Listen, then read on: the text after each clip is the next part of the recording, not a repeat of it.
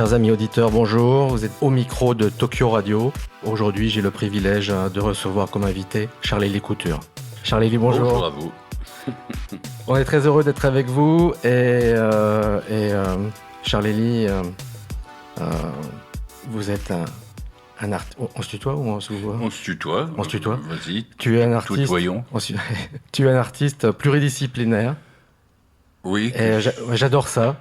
J'adore ça. Ouais. Les artistes qui vont chercher la créativité dans tous les domaines, qui s'interconnectent. Oui, enfin, il y a une philosophie derrière, comme ce qui anime le triathlète ou le décathlonien, c'est-à-dire une espèce de vision qui va être globale de la création. À la limite, c'est presque pas moi qui choisis, c'est ma vie qui a choisi pour moi. J'ai toujours commencé. J'ai été élevé par un père qui disait c'est pas le tout de commencer, il faut savoir finir et finis ce que tu commences, quoi. Et cette notion de finir, puisque surtout dans une activité artistique qui est sans fin, c'est quelque chose qui te pousse à te remettre en question régulièrement et comme il se trouve que j'ai démarré des choses à la fois dans le domaine de l'écriture, de la musique et des arts visuels, j'ai pas pu réellement me décider d'arrêter un truc pour un autre et du coup j'ai développé cette philosophie du multisme, c'est-à-dire la pluridisciplinarité, considéré comme un choix, et on va dire le choix du non-choix. On a toujours tendance à dire qui court après deux lièvres n'en attrape aucun. Mais quand tu cours après 4, t'as une chance d'en attraper un. Ça c'est l'autre argument, mais moi je dis qu'il n'a qu'un œil et borgne. Ah, aussi. On va dire que la philosophie du monde contemporain est plutôt d'essayer de résumer les choses en concentrant les énergies sur des choses très spécifiques, comme un rayon laser, en disant il faut absolument concentrer son énergie, sa force, son intelligence sur une chose. Moi, à l'inverse, je dis on peut aussi considérer la lumière par rapport au prisme de cristal et la rediviser pour la faire exister en arc-en-ciel. Et c'est plus cette vision-là que j'ai eue que réellement celle de la spécialisation, on va dire, marketing. Les gens, bien sûr, c'est plus facile à vendre quelqu'un qui ne fait qu'une seule chose. Et encore une fois, dans l'idéal ou dans des gens, il y a que on perd de l'énergie à faire d'autres choses. Mais dans l'idée de l'assolement triennal, il est bon de lécher des terres en jachère pour y revenir et pendant des milliers d'années ça a fonctionné comme ça. Moi, le fait d'avoir différentes activités liées à l'image, liées à l'écriture ou liées à la musique, ça me libère de la pression que peuvent avoir les gens qui ne font qu'une seule chose. Je m'énergise à faire les autres choses et loin de me diviser, ça me vitamine, ça me donne des envies supplémentaires, ça me fait rencontrer des tas d'autres gens, ça me met dans des situations différentes. Alors bien sûr, il y a les gens de la routine, ceux qu'on appelle les obsessionnels, et qui arrivent à se transcender dans la répétition. Mais en ce qui me concerne, c'est la même ascèse et la même le même engagement depuis le début de ma vie, quoi. J'arrête pas et simplement. Je ne concentre, je me laisse porter par l'inspiration qui quelquefois m'incite à écrire ou à faire un tableau ou à faire de la musique, mais d'une manière systématique, si je puis dire, malgré tout. C'est pas le choix du non-choix, c'est pas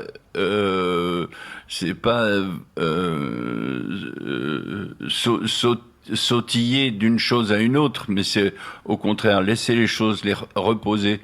Par exemple, je travaille sur deux poèmes que j'ai commencé il y a à peu près 3 semaines. J'y reviens tous les jours, j'y travaille 1 heure ou 2, allez, on va dire 1 heure. Et puis je passe à autre chose. Mais j'y reviens avec la constance de l'escargot, si je puis dire, ou du peintre qui pose des glacis. Tu poses un glacis, c'est-à-dire en transparence. Si tu veux atteindre au sfumato ou des effets comme ça, il faut que tu le laisses sécher, t'en repasses un autre, etc., etc. Moi, j'ai ce rapport-là avec l'existence, une pratique constante, permanente, mais effectivement qui est pas exclusivement dans un seul domaine.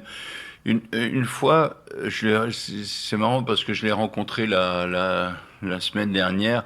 J'avais croisé un chirurgien qui est un grand bonhomme de haut vol. Et il était originaire de Nancy comme moi. Et un jour, je revenais d'un concert et je le croise dans le train et il me dit: ah, Charles Elie, quel honneur de te rencontrer, dadani, dadana. Est-ce que tu ne penses pas que si tu n'avais fait qu'une chose, tu aurais atteint au sublime? Et je lui dis: mais c'est très flatteur de ta part peut-être, ou est-ce que c'est un faux compliment? Parce que tu me dis ça, est-ce que tu es venu voir le concert que j'ai fait hier? Ah ben non, j'ai pas vu le concert. D'accord. Et l'expo que j'ai faite, j'avais fait une grosse expo à Nancy à ce moment-là. Tu es venu la voir? Ah non, mais on m'en a dit du bien. Je veux dire, et sans savoir, comme ça, juste parce que tu connais quelques-unes de mes chansons, et certainement pas toutes, tu me parles de sublime, comme ça, dans l'absolu. Oui, mais moi, parce que dans ma discipline en tant que chirurgien, je peux pas faire d'autre chose, et si je traite les maladies cardiaques, je peux pas opérer quelqu'un qui a un problème à l'œil. Ben oui, d'accord, mais moi, je reste dans un domaine d'activité qui est le mien et que je maîtrise. Mais c'est vrai que dans l'inconscient collectif, il y a cette idée que on ne fait bien qu'une seule chose.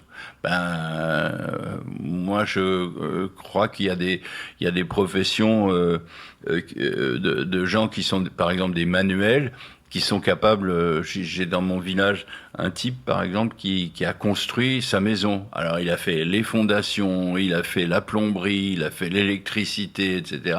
Et sa baraque, je suis désolé, mais elle est vachement plus ajustée et agencée que la mienne, où il y a tout le temps des problèmes des ci ou de ça, où j'ai fait appel à des spécialistes pour telle ou telle discipline.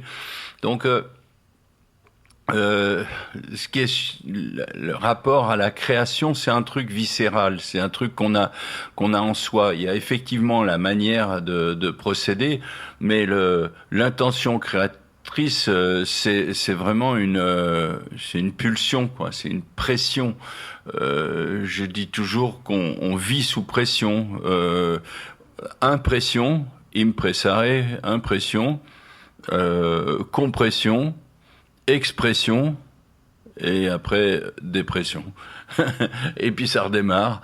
Impression, tu reçois l'information. Compression, ça bouillonne en toi. Expression, faut que ça sorte. Puis après... Et là-dedans, où est-ce que tu places l'intention? L'intention, en fait, Alors voilà, c'est la différence entre l'artisan et l'artiste.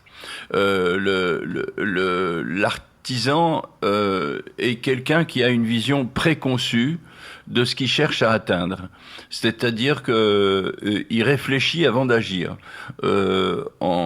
Si on prend une image, on va dire que l'artisan est un archer qui connaît la cible qu'il cherche à atteindre. Alors il va choisir son arc, il va choisir ses flèches, il va réfléchir à l'avance, etc.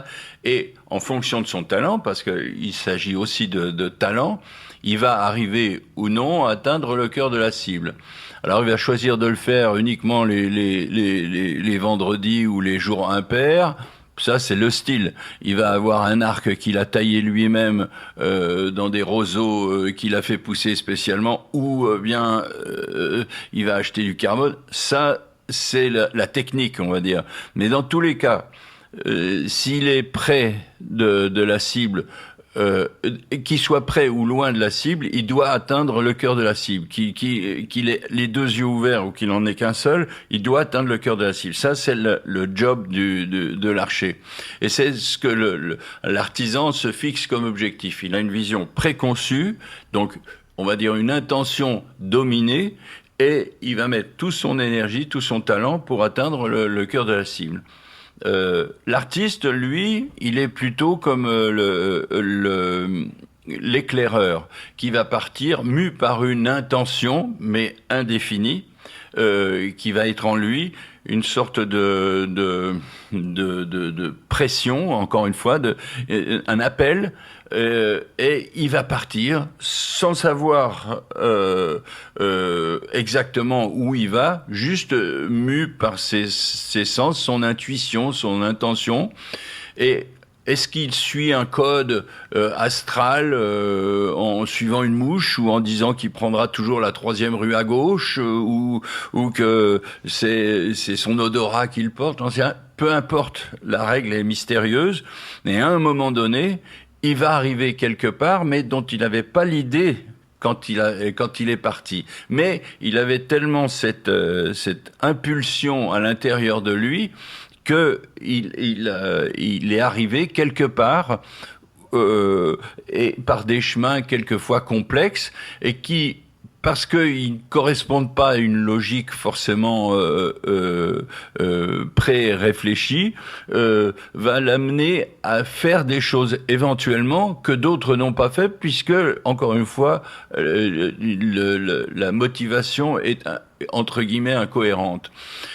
Alors, quand on demande à un artiste, souvent d'ailleurs, d'expliquer une œuvre, il est embêté pour le faire, souvent parce que il peut juste parler finalement de la relation qu'il a eue avec son outil d'expression, mais sans réellement pouvoir affirmer que, en commençant l'œuvre, c'était ça qu'il voulait atteindre.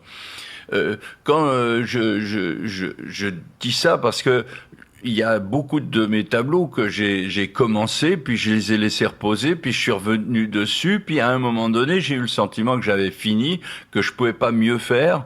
Mais est-ce que quand j'ai commencé le tableau, je savais que j'arriverais à ça? Non, sûrement pas. C'est fait de recommencement, il y a et c'est vrai pour les chansons aussi de la même manière. Je peux dire, sur les 300 chansons que j'ai enregistrées sur disque, s'il y en a 5 que j'ai écrites en moins de 5 réécritures, c'est le maximum.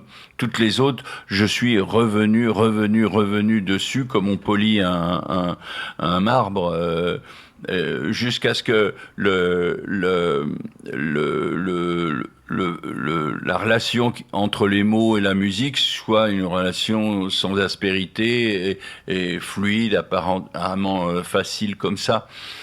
Donc, ce que je veux dire, c'est que souvent, quand je commence, je sais pas où je vais. Mais pour prendre le cas de la chanson, après l'avoir conçue, la chanson, l'avoir pensée, l'avoir écrite, et d'être certain que la forme est celle-là, après je vais la travailler, c'est-à-dire je vais essayer de la faire vivre pour l'avoir en bouche, pour qu'elle me soit naturelle et facile à dire, sans aspérité. Et souvent d'ailleurs, on s'est rendu compte que les chansons étaient mieux après 10 ou 15 concerts que quand on les a même quelquefois enregistrés. Et donc tout ça pour dire que l'intention, ce que tu dis, ça doit être quelque chose qui est vraiment à l'intérieur de soi, qui est comme disent les judokas, les karatékas, il faut voir derrière le mur, quoi. Il faut voir derrière l'obstacle, il faut imaginer la chose autrement.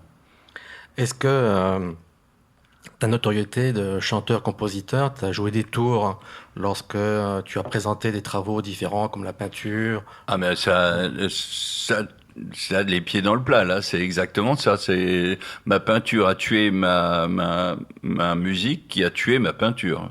C'est ça. Les gens qui m'ont aimé comme chanteur ont du mal à admettre que je puisse être engagé avec autant de ferveur dans le domaine de l'écriture, la poésie ou les arts plastiques. De même, à l'inverse, les gens qui sont des collectionneurs de mon travail de peintre ou d'artiste, en l'occurrence, parce que même dans le domaine de l'expression artistique plastique, je dessine, c'est-à-dire c'est le jeu, l'art du trait. Je peins, c'est l'art de la matière et de la couleur. Je fais de la photographie, je fais des sculptures. Et ça avec une maîtrise, je l'ai appris, j'ai fait les beaux-arts et dont j'étais sorti diplômé avec mention, enfin bon, etc., etc. Mais avec la même constance et assiduité que je me mets, comme je vous l'évoquais, sur un poème ou sur un texte ou sur ceci ou sur cela, ou sur un piano, ou sur un piano. Le piano aussi, c'est une histoire de pratique. Là, par exemple, l'endroit, je suis chez des amis actuellement dans le sud de la France, et il y a un piano. Et tous les jours, je joue du piano, et il y a un petit gamin qui est là, qui vient mettre ses doigts dessus, et je joue pour lui, et j'essaye. Et des fois, quand mes enfants étaient petits, je leur racontais pas des histoires, mais j'allais dans leur chambre où elles avaient un instrument et je jouais de la musique et elles s'endormaient. Je leur racontais des histoires en musique, quoi. Alors là, c'est pareil, c'était l'improvisation, parce qu'il faut arriver, en fait, loin de moi de dénigrer la technique. La technique, il faut en avoir, et plus on en a, plus on est libre. Pour s'en libérer, oui. Pour s'en libérer, voilà. La technique, c'est pas du tout l'ennemi de la création. Beaucoup d'autodidactes, et c'est un peu la caricature, mais beaucoup d'autodidactes réinventent le fil à couper le beurre. C'est-à-dire parce que ils ne savent pas, mais ils sont mus par une intention, mais ils savent pas. Alors, du coup, ils refont des trucs qui ont été faits bien avant eux. Ils le font à leur manière, mais le fait d'avoir une technique et une pratique, c'est pas une gêne, parce que encore une fois, c'est pas la même chose. On peut être un très bon technicien et un créateur de merde. Et à l'inverse, on peut être un créateur mu par une intention créatrice très puissante, sans que pour autant la démonstration d'un savoir-faire soit important. À ce niveau-là, le sommet a été, à mon avis, atteint par Marcel Duchamp quand il a essayé de faire entendre que l'art, c'était pas la chose elle-même, mais le regard qu'on portait sur la chose. Et par exemple, pour prendre l'exemple de La Fontaine ou les ombres des cintres, par exemple, effectivement, si tu vois, ça je peux le faire. Non, tu pourrais le refaire. Ça, c'est pas la même chose que faire et refaire. C'est pas du tout les mêmes structures du cerveau qui travaillent. quand tu crées, c'est le cerveau reptilien qui bosse, une espèce de gros comme un avocat au centre du cerveau, et qui interpelle environ 35 parties met en alerte 35 parties du cerveau. Quand tu refais, c'est le cortex frontal, c'est-à-dire ce qui se passe devant la conscience qui agit.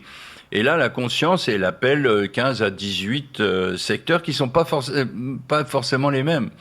Donc, quand les gens ils disent, oh ben ça, je pourrais le faire, tu pourrais peut-être le faire, mais ça, c'est pas un problème. Mais non, tu pourrais le refaire. Est-ce que tu l'as fait? Non.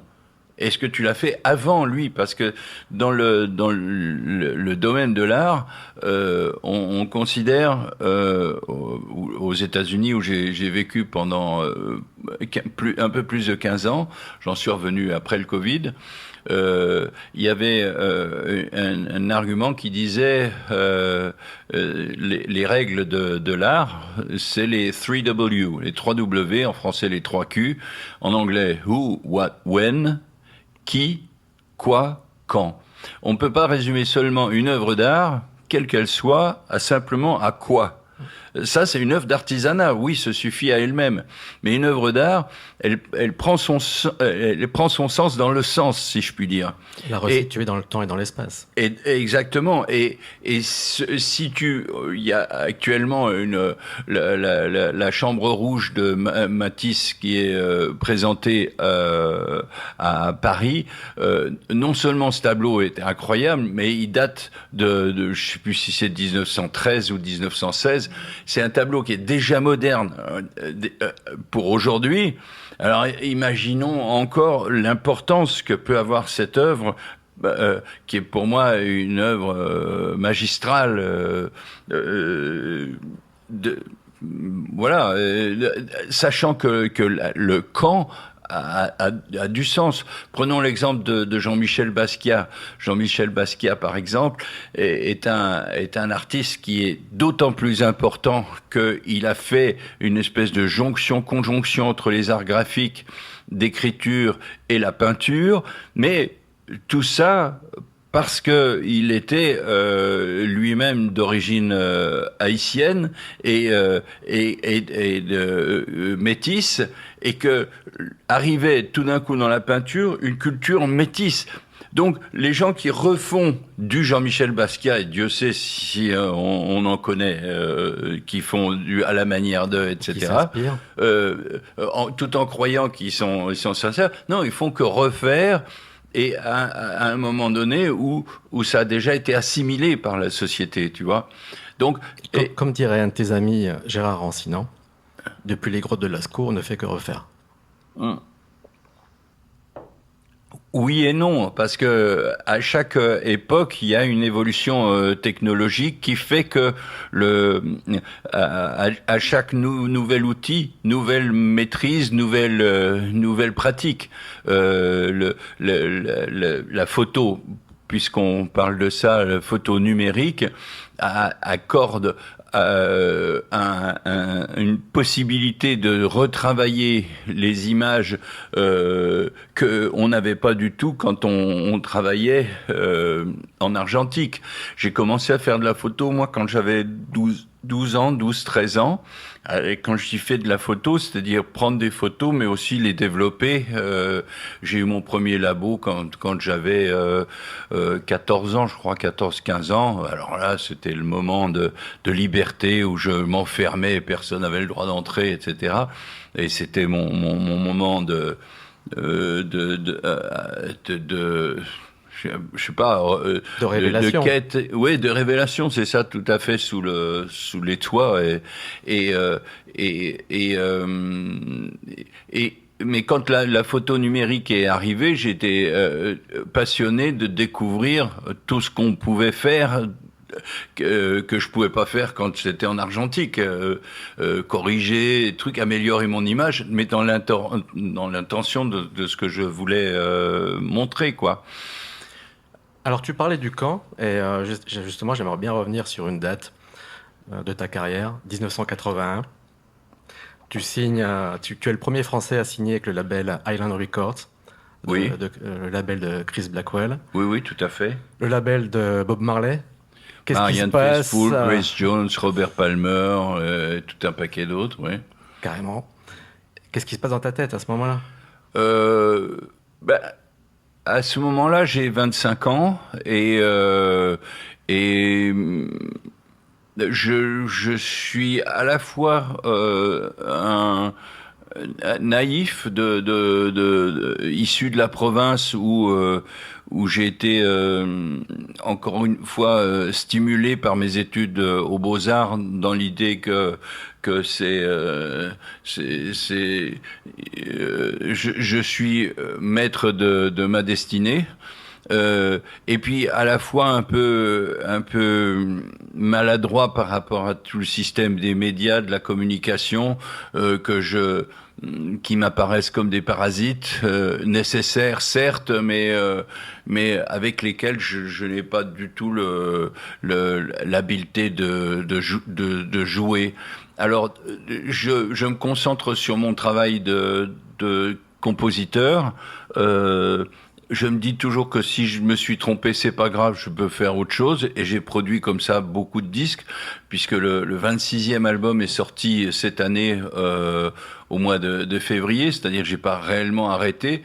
Et je suis en ce moment en train de terminer la composition du prochain, qui est d'ailleurs déjà fini, hein, mais sur laquelle je travaille. Mais ce que je veux dire, c'est que déjà en 81, j'avais l'idée que Blackwell ou pas Blackwell, j'avais quelque chose à faire, quelque chose à dire, Et que tu le ferais. et que je le ferais. Il se trouve que la signature internationale de renom avec Chris Blackwell a accéléré le process, parce que c'est vrai que en un an et d'un seul coup, tout d'un coup, les yeux se sont tournés vers ce plouc de Nancy, là, en demandant mais pourquoi lui, qu'est-ce qui fait que, etc. Et d'un seul coup, ça a changé la donne, ça a changé ma vie. J'ai pas vraiment su le gérer d'ailleurs. Ouais, ce qui a changé ta vie, c'est que dans la foulée, tu as écrit Poème Rock, Oui, oui, c'est ça. qui est quand même un album Oui, oui. magistral. Oui, mais j'ai fait des tas de choses. J'ai fait des tas de choses. Mais l'importance des choses qu'on fait, on les juge que par rapport, encore une fois, à ce qu'il y avait autour.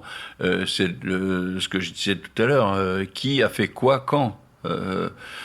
Qui j'étais Charles-Élie Couture, le chanteur français à la barbichette et à la voix nasillarde. Voilà, c'était comme ça que les gens le nancéen à la barbichette et à la voix nasillarde. C'est comme ça que j'étais défini. Qui a fait quoi? Quoi? Poème rock, une écriture qui était plus littéraire et stancée d'une certaine manière. Que jusque-là peu de chanteurs, voire pas de chanteurs avaient réellement choisi d'adopter. Un peu révolté aussi, certaines chansons. La lecture, les sujets que j'abordais étaient des sujets plus sociaux, voire plus philosophiques, plus durs, plus littéraires, quoi, tout simplement. Quand, c'était une époque où beaucoup du rock français naissant cherchait des références quand même sur le rock anglais ou américain. Et pour prendre des gens que j'aimais beaucoup, Marquis de Sade par exemple, eux chantaient quand même surtout en anglais, et moi je me disais putain, un son comme ça mais en français ça doit être mieux. Et c'est ce que je dis, je continue de penser d'ailleurs. Quand j'étais à New York, donc où j'ai vécu pendant 15 ans, quand je jouais dans les bars, je chantais effectivement des chansons en anglais, parce que les gens voulaient comprendre de quoi il s'agissait, mais je chantais aussi des chansons en français parce que cette langue permet aussi de dire des choses pour qu'on les comprenne. Les Américains, pourquoi ils chantent en anglais? Parce que ils veulent se dire des trucs les uns aux autres. Ils chantent pas en anglais pour que ça sonne bien. Donc quand les Français chantent en anglais pour faire comme les Anglais, ils se gourrent complètement, parce que tu dois chanter en anglais si t'es anglais ou si vraiment si tu vas là-bas. Mais chanter ici en anglais, c'est une hérésie. Alors que ce soit difficile à faire, oui, bien sûr, c'est difficile. Il faut trouver son style, il faut trouver sa manière de faire. Et je crois que ce qui a fait ma particularité ou mon intérêt à une époque, c'est que j'avais trouvé effectivement une manière de parler qui semblait naturelle, qui était plus profonde que simplement des jeux de mots, des jeux de mots, mais et puis que j'avais une apparence qui était un petit peu différente. Alors je sais pas, j'en sais rien. J'ai essayé de réfléchir à ça, mais après, en fait, moi j'ai eu 7 ans de gloire, on va dire, et puis après, quand ils ont vu que j'étais pas suffisamment caricatural pour devenir une icône, petit à petit, ils sont allés vers d'autres Alors, plus faciles. les icônes peuvent passer assez vite. Je regardais les top 50 des années 80. Et je me disais, il n'y en a plus beaucoup qui sont encore sur scène aujourd'hui. Ah oui, oui, oui. Et toi, tu sors ton Moi, je nouvel continue de album, tu es remplir toujours sur scène, tu remplis les salles. remplis les salles, mais les médias en parlent pas. Tu ne t'arrêtes pas. Non, non, parce que j'ai toujours cette joie, en fait, qui est la joie de retrouver mes musiciens avec lesquels quand on monte sur scène, on fait quelque chose ensemble. Et il y a quelque chose de la joie des équipes, quoi. Quand on fait partie d'une équipe, si tu veux, la création, c'est un acte solitaire. Moi, je n'arrive pas à penser la création. Je vois ma fille qui est, elle, scénariste et cinéaste, Shahan, comment elle travaille avec des équipes, d'autres scénaristes. C'est elle qui initie le projet, mais elle travaille avec d'autres. Et toute seule, la montagne est trop haute à gravir quand il s'agit de plaire à telle ou telle plateforme, ou plaire ou d'intéresser. Un truc que tu peux pas faire plus faire tout seul. À une époque, oui, le metteur en scène pouvait se démerder, le réalisateur se démerder pour être l'auteur, compositeur comme Charlie Chaplin par exemple ou tant d'autres. Mais aujourd'hui, c'est des équipes. Moi, dans le cadre de mon activité musicale, je crois qu'une chanson se doit d'être déjà solidement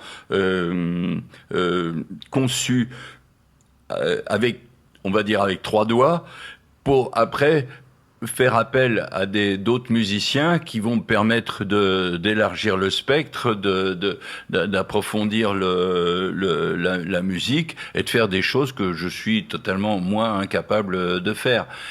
Et à ce moment-là, je suis heureux de voir que la costumière, si je puis dire, qui va habiller ou les autres autour de moi vont faire que l'œuvre est plus habillée dans un décor, enfin, Oui, etc., et que etc. les Mais autres elle doit sortent être pas. au départ déjà solide et tenir debout avec rien. Et de ce fait, ce sont les autres qui s'emparent de ton œuvre. Et à ce moment-là, il y a donc le fait de les retrouver sur scène et de faire vivre, de donner la vie, existence concrète à des choses qu'on a conçues en studio, quelquefois d'une manière théorique ou par éléments rapportés. On va faire la batterie dans un studio, on va faire la basse ailleurs, un tel va nous envoyer le fichier et puis on va faire les guitares ou la voix en même temps. Peu importe, toutes les méthodes fonctionnent. Encore une fois, sur 26 albums, j'ai essayé plein de techniques, mais c'est quelque chose qui continue de me ravir. Enfin, même si c'est fatigant et avec les années, c'est plus difficile de donner je sais pas je voulais dire l'illusion de la première fois, mais en fait c'est pas ça que je veux dire. Si, après tout, c'est ça. Les gens, Et pourquoi pas? parce que ils sont, non, parce qu'il y a en fait derrière le public qui vient me voir, il y a souvent une nostalgie que j'ai pas moi. Mais les gens, ils aiment réentendre des titres qu'ils ont aimés parce que ça leur rappelle des moments qui les ont aidés à se créer eux-mêmes. Alors que moi, en fait, j'aime bien leur donner à découvrir des choses nouvelles. Mais tout le monde n'est pas en appétit de découvrir des plats nouveaux, mais souvent ils veulent remanger ce qu'ils ont déjà bien aimé. Mais donc, ce qui fait que goupiller un spectacle, on va dire que sur 15 à 18 chansons qu'il y a dans un spectacle, il va y avoir 5 chansons qui sont impondérables, T'es obligé. comme L'avion sans aile, L'histoire du loup dans la bergerie, on va dire La balade du mois d'août 75 et quelques autres, qui sont presque des chansons qui vont faire tout de suite comme ça quand les gens vont les entendre. Mais t'as toujours plaisir Et puis à à les côté de ça, chanter, il non? y a cinq autres chansons que les gens vont connaître, mais qui sont pas qu'on met pas à chaque fois. Et puis à côté de ça, 5 nouvelles qu'on va faire découvrir. Voilà. La scène, c'est aussi le plaisir de la tournée. Oui, alors De se retrouver, ça a changé tout ça parce que l'administration est beaucoup plus lourde, parce que les conditions sont très difficiles, parce que on est vraiment dans une période binaire qui veut que t'es star ou t'es rien, parce que la musique est plus vraiment ce qu'elle était avant, avec une propre économie. Aujourd'hui, il n'y a plus d'économie, donc les tournées sont quelquefois difficiles à monter, enfin bon, etc., etc. Puis ça fait presque 15 ans de politique anticulturelle, je dis bien anticulturelle, pas non culturel, mais anticulturel, c'est-à-dire que chaque fois qu'une municipalité doit grignoter des crédits pour payer le gaz de Russie, c'est sur la culture que ça se prend. Hein, et donc les budgets qui faisaient que les organismes de culture pouvaient exister, aujourd'hui sont réduits à peau de chagrin. Et chaque année, c'est pareil. Donc les tournées ressemblent plus à ce qu'elles étaient.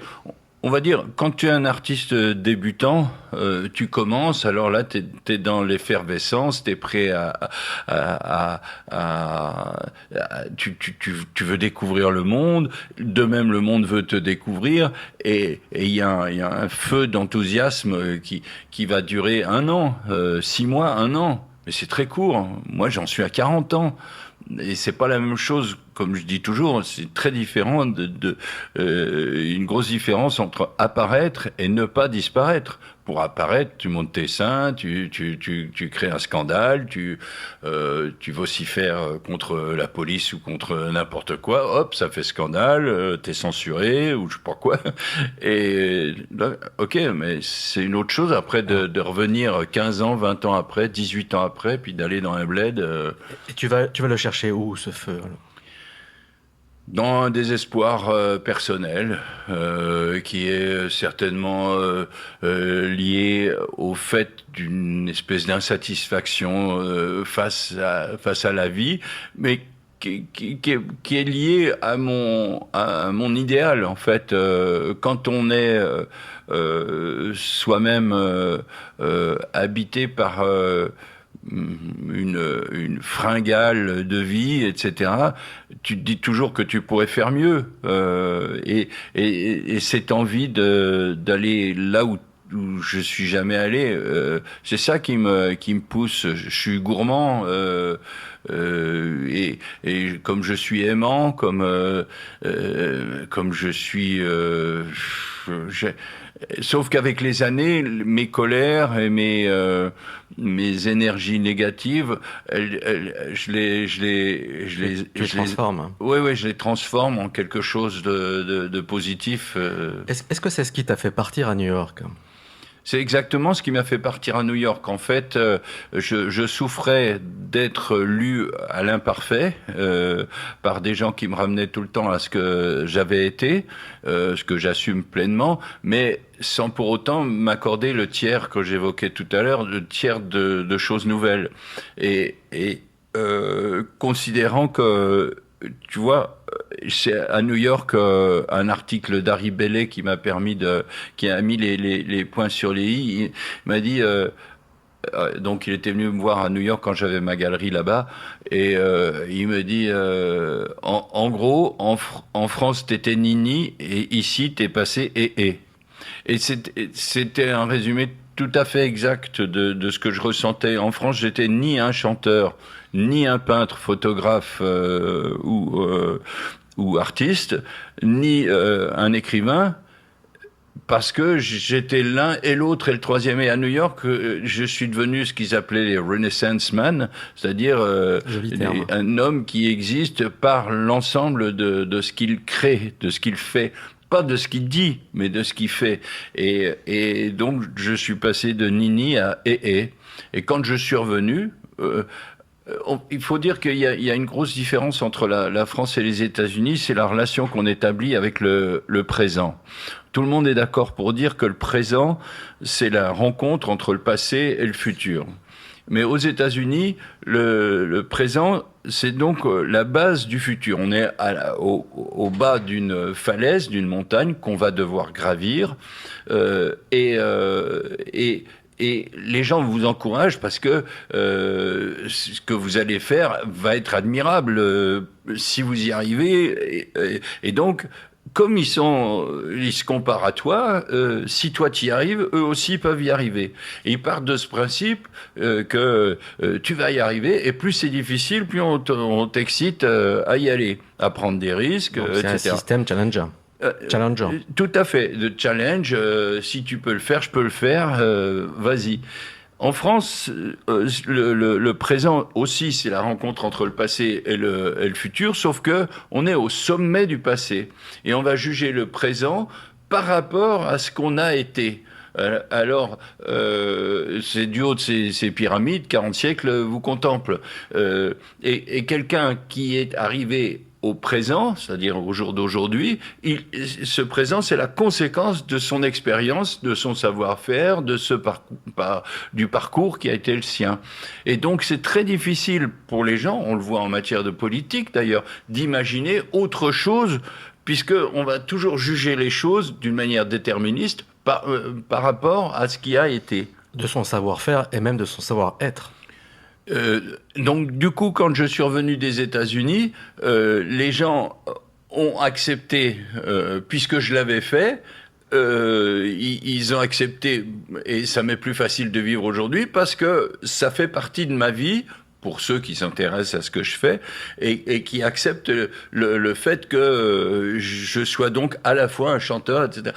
Alors que quand je suis parti, même si j'avais fait une centaine d'expositions, comme on n'en avait pas plus parlé que ça, j'étais en fait, je te dis, un chanteur des années 80 qui avait eu la notoriété avec les années 80 et je suis parti à New York pour repartir à zéro, renaître si je puis dire, et les 15 ans que j'ai passé là-bas m'ont incité à faire des choses que jamais j'aurais pu faire si j'étais resté ici, quoi. Tu me disais avant qu'on allume les micros... Et dont beaucoup de photographies, par exemple, puisqu'on parlait de photographie tout à l'heure. C'est vrai qu'on a assez peu parlé de photographie. Mais la photographie, à New York, c'était tout le temps, tous les jours. Et c'était, encore aujourd'hui, j'en fais un petit peu, mais à New York, ça a été... c'était, on va dire... parce que pour moi, la grande différence entre la photographie et la peinture, c'est pas l'image elle-même, mais c'est que la peinture est la figuration du mystère intérieur. C'est-à-dire, il n'y a rien sur la feuille, et tu demandes à un enfant ou à un adulte, n'importe, de dessiner, qu'il s'agisse d'un arbre ou de sa vie ou de son humeur, il va faire apparaître quelque chose qu'il a à l'intérieur de lui. En photographie, la photographie est une captation, c'est-à-dire on voit quelque chose qui préexiste et on va saisir, extraire de l'univers et de l'infini telle image qui va être effectivement différente d'un artiste, d'un photographe à l'autre, et le traitement qui va être fait va être très spécifique, mais à part quelques photographes qui sont qui inventent l'image qu'ils vont photographier, la plupart des photographes se saisissent de quelque chose qui préexiste. Par exemple, ils vont faire une très belle photo d'un mannequin qui est déjà beau. Alors, il va choisir la lumière, il va choisir tout ça, bien sûr, mais à l'arrivée, il s'agit de prendre quelque chose qui existe. Alors que dans la peinture, c'est faire apparaître quelque chose qui n'existe pas. Et donc, c'est passionnant, parce que l'essentiel de mon travail, moi, de plasticien, par exemple, est dans ce rapport entre la figuration, c'est-à-dire l'imagination, c'est-à-dire quelque chose qu'on imagine, et l'image qu'on a devant soi. Donc, j'ai souvent utilisé cette relation qui existe entre le réel photographique capté et la peinture qui va être, elle, une formalisation d'une sorte de musique qu'on a à l'intérieur de soi. Les deux ont une même vocation, qui est celle de transmettre une émotion. De provoquer une émotion, transmettre peut-être, mais quelquefois de provoquer une émotion. L'art est une révélation. On va faire apparaître quelque chose que les gens, tout d'un coup, vont se mettre à voir comme une évidence, alors qu'en entrant dans le musée ou avant de voir cette exposition-là, ils voyaient pas le monde de cette manière-là. C'est un shot de LSD, hein, c'est hallucinatoire, une exposition. On ressort de là et tout d'un coup, on se met à voir les choses autrement. Et c'est ça le privilège ou la particularité de l'art, de la musique ou de la poésie, c'est de révéler, de donner à tout un chacun le sentiment d'exister. Et finalement, c'est ça une des questions fondamentales, à mon avis, qui anime l'homme. Une fois qu'on a réglé les questions essentielles qui sont de survie, boire, manger, dormir, on va dire se reproduire, avoir du plaisir, bon, etc., etc., bon, les nécessaires, les choses de base, immanquablement, à un moment donné, on se pose la question de l'existence. Qu'est-ce qui me prouve que j'existe? Après tout, est-ce que je suis une particule élémentaire, ou est-ce que je suis qu'une volute de fumée? Qu'est-ce qui me prouve que j'existe après tout? Et pour répondre à ça, il y a deux manières de théorie qui s'opposent d'ailleurs, qui sont d'une part la théorie du miroir, et de l'autre, la théorie de l'empreinte. La théorie du miroir, elle dit « j'existe quand je me vois reflété dans un miroir. Le miroir me donne la sensation que je bouge là, donc je ne suis pas un fantôme, j'existe en vrai qui bouge, je fais ça, je le vois, etc., etc.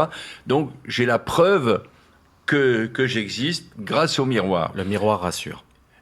Et le miroir, il faut l'entendre dans le sens philosophique du terme, c'est-à-dire un miroir, c'est effectivement, ça peut être une œuvre d'art, ça peut être quelqu'un, ça peut être quelque chose qui tout d'un coup va refléter ce que t'es. L'amour, c'est rien d'autre que le reflet de la conscience de soi à travers l'autre.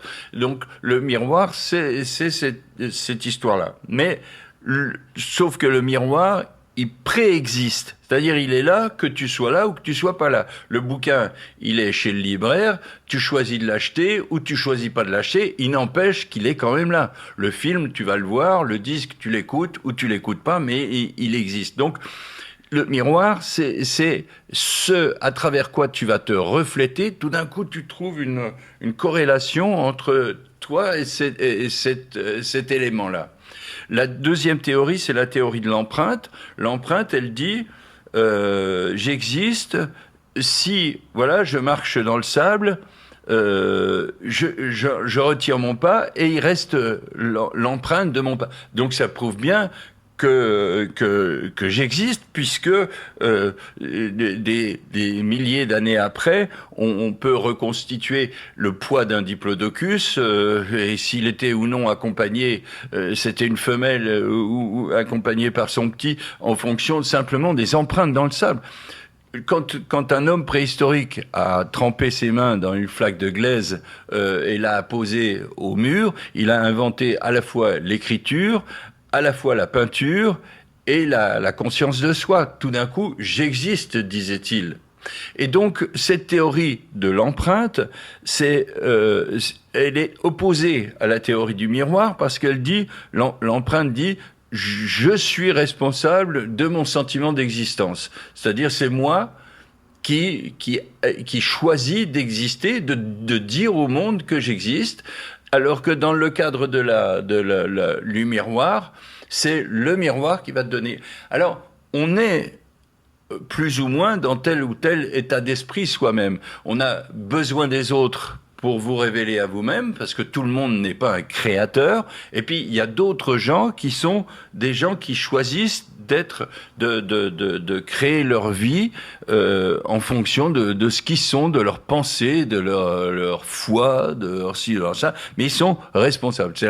En gros, ces deux choses-là font que tu vas être soit un créateur, soit un lecteur, on va dire, sans pour autant qu'il y ait le moindre aspect de hiérarchie dans le propos que je tiens. Aucune opposition entre les deux. Ouais. Charles-Élie, est-ce que tu t'arrêteras de créer un jour ? Alors j'ai constaté quand j'ai eu c'est rien de le cacher, j'ai eu un cancer qui est traité actuellement. Je suis passé par différentes séquences assez dures et à ce moment-là, effectivement, j'avais perdu la nécessité, la capacité physique de passer du temps devant ma toile ou devant dans les endroits de la création, parce que la création est malgré tout physique et nécessite un vrai engagement, voire même une certaine arrogance, c'est-à-dire quoi que tu fasses, à un moment d'illusion, tu te dis que tu es en train de te battre face à l'histoire du monde, quoi. Enfin, et pour avoir cette outrance, il faut être un peu mégalo. Et pour être un peu mégalo, faut être capable d'assumer la contradiction et la violence de ceux qui te reprochent de l'être. Mais je dis ça avec humour et distance. Je vois parce que tu le dis avec le sourire. Oui, non, mais ça se dit, ça se fait avec.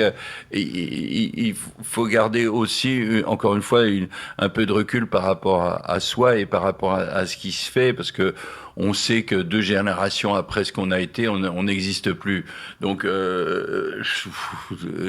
les grands financiers du 19e, on ne sait plus qui c'était. Les grands et des gens qui avaient pourtant une influence incroyable dans le domaine de la découverte au début du XXe siècle, on ne sait même plus qui c'est aujourd'hui. Donc soyons humbles devant l'humanité. Voilà, c'est ça. Mais au moment où t'es dedans, et de l'exaltation de la nouveauté, t'as le droit d'y croire. Il vaut mieux y croire. Un sportif qui veut s'imposer de gagner, il gagne jamais. Donc il faut avoir une certaine relâchement. C'était Jean Tigana qui m'avait dit cette phrase qui m'est vraiment tout le temps restée. Jean Tigana, ça a été champion du 400 mètres, 400 mètres, ça veut dire un tour de stade.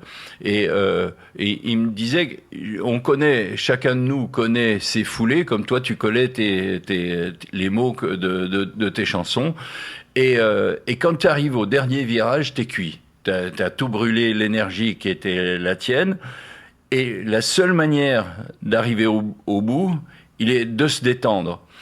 Donc, le paradoxe est que ton corps te brûle, tu as l'envie de gagner, et pourtant, il faut que tu t'autorises à te relâcher si tu veux avoir des chances. Et ça, c'est un travail psychologique et absolument nécessaire, mais terrible dans le contexte du monde d'aujourd'hui où on t'impose de gagner, on t'impose de réussir, et je dis ça aussi bien dans le domaine sportif que dans le domaine artistique. Un gars qui commence sa vie d'artiste dans l'idée que ça lui permettra de réussir, il est foutu dès le départ. C'est une erreur. La réussite, c'est la conséquence de quelque chose de parfait au milieu de planètes alignées et malgré tout de circonstances qui ont fait que tu as su profiter de l'avantage que te représentait une situation favorable. Oui. Alors, mais il faut que tu sois parfait dans ce contexte-là. Si il manque quelque chose là-dedans, ça marche pas. Et en tout cas, le fait de vouloir réussir n'est pas la conséquence de tous les mecs qui arrivent en finale d'une compétition quelle qu'elle soit, ils veulent gagner. Donc le fait de dire ouais, j'ai beaucoup travaillé, donc je dois gagner. J'entends pas mal là, on est en amont des Jeux Olympiques et je suis saoulé vraiment par tous ces connards qui disent je veux gagner, je veux absolument. Non, bien sûr qu'on veut qu'ils gagnent, bien sûr que c'est logique mais garde ça pour toi, vieux. Tu fais pas de la chanson pour être premier au top 50, tu fais de la chanson parce que t'as des choses à dire, parce que t'as des gens à rencontrer, parce que t'as une histoire avec toi-même, avec ton père, avec ta mère, avec je sais pas quoi, avec le monde.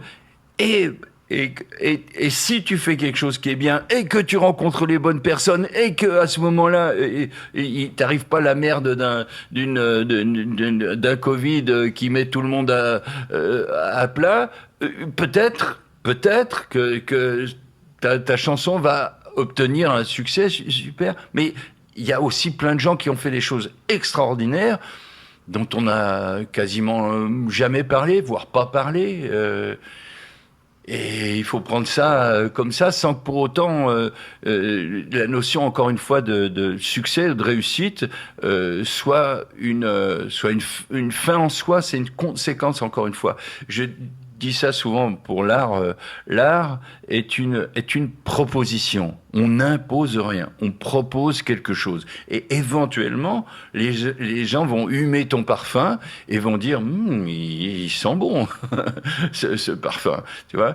Et il faut garder ça. Alors c'est ce que je me suis efforcé de transmettre tout au long de ma vie à mes amis, à mes enfants, à ceux qui me lisent sur Facebook, dans mes posts qui me permettent de me soulager de tout ce que je pense et de rester alerte. Quel est ton réseau social le préféré ?